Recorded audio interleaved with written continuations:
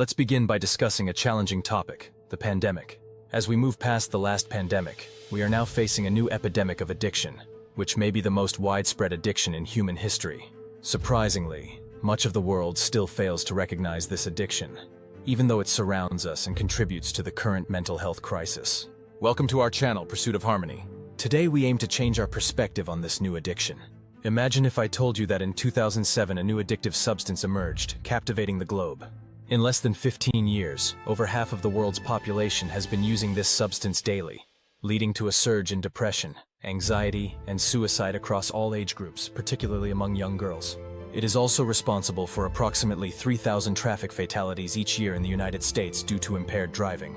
If this were happening, wouldn't there be an outcry? Wouldn't society and the government strive to address this issue? Wouldn't we be drafting class action lawsuits and demanding accountability? Well, check your pockets, because I believe you might have this substance with you right now, your smartphone. When you think of addiction, what typically comes to mind? Perhaps drugs, alcohol, or gambling? Yet consider computer code, apps, and algorithms. We are talking primarily about children aged 5 to 19, who are increasingly becoming addicted to their phones. This talk aims to change how we perceive addiction, as we need to start viewing smartphones, technology, and social media through the lens of addiction to combat the mental health crisis we face today. Neurologically, we understand that all addictive substances, including your smartphone, increase dopamine levels in your brain, particularly in the ventral tegmental area and the nucleus accumbens. Dopamine makes you feel good and satisfied, but it also heightens your drive. This drive is essential because it motivates you to repeat certain behaviors. For instance, in prehistoric times, if you discovered a new food source, like a bush full of wild blueberries, your brain would release a surge of dopamine, encouraging you to seek out that food again. Today, however, there are countless apps designed to trick your brain into releasing dopamine, often without providing any real benefit. Developers have ingeniously hacked into the reward and addiction pathways, doing so without relying on substances. They achieved it through computer programming. Typically, we define addiction through certain signs. Let's see how many of these apply to you. Signs include hazardous use, like using your phone while driving; impaired social functioning, such as isolating yourself or neglecting social roles; withdrawal symptoms, cravings for your phone; increasing tolerance, where your screen time gradually increases; attempts to cut down on usage without success; and sacrificing hobbies and interests for phone use. How many of these resonate with you? And if you don't recognize these signs in yourself, how many people around you do? You might expect that the mental health community would take action as more individuals become addicted to their phones. However, this addiction emerged so rapidly that academia hasn't kept pace. Currently, none of the leading mental health organizations globally have recognized this as a legitimate diagnosis. The DSM-5, which is essentially psychiatry's manual, lacks an official diagnosis for phone addiction. The ICD-10 and 11, the international coding systems used in the US, even have a code for getting caught in a jet engine and requiring medical attention, yet no code for phone addiction exists. Without a code, it becomes incredibly challenging to diagnose, bill for, and monitor this issue. We need to reach a consensus on a diagnosis and a code because, at present, the world refuses to acknowledge that this is a significant problem.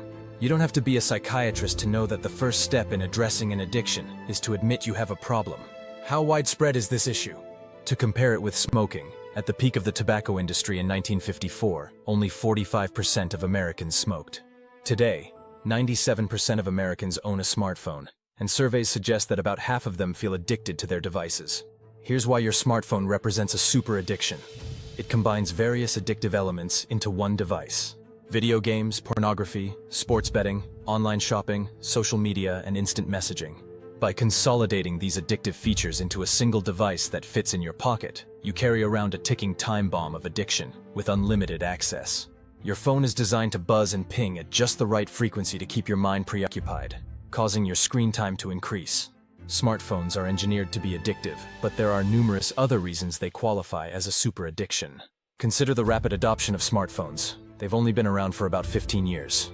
The iPhone launched in 2007, and by 2022, 95% of American teens owned smartphones, using them for an average of 9 hours daily. The original telephone took over a century to reach widespread use, but smartphones achieved that in a fraction of the time. Smartphones have revolutionized a fascinating topic in 2022: supply chains. Most addictions require extensive processes: planting, growing, processing, packaging, and consuming. Smartphones bypass nearly all these steps, enabling app developers to deliver free, legal, addictive content to anyone, anywhere, at any time. Imagine a physical drug that is free, legal, addictive, and readily available whenever you crave it. How many people would use it? The evolution of smartphones will continue at the speed of the internet age, rapidly and relentlessly. Look at how quickly TikTok has captivated an entire generation. It was specifically designed to be more addictive and harder to put down. This trend will persist, with new, even more addictive apps replacing their less engaging predecessors every few weeks. Perhaps the most critical aspect of smartphones as a super addiction is their social acceptability. It's generally frowned upon to provide children with cigarettes, alcohol, or pornography. But gifting them the latest iPhone at Christmas is often seen as a mark of good parenting. At least that's the message from advertisers.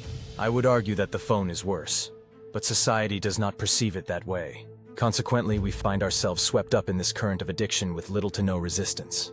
I hope I've now convinced you that your smartphone may be quite addictive. What concerns most is that addictions often come with comorbidities, such as depression, anxiety, substance use, and obsessive-compulsive disorder. All of these have been linked to excessive smartphone usage. Furthermore, social problems are arising as a result.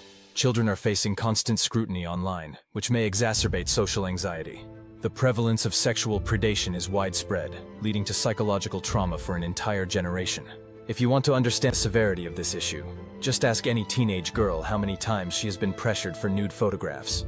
The longer we allow smartphone addiction to persist, the worse these problems will become, especially for the next generation growing up with this addiction.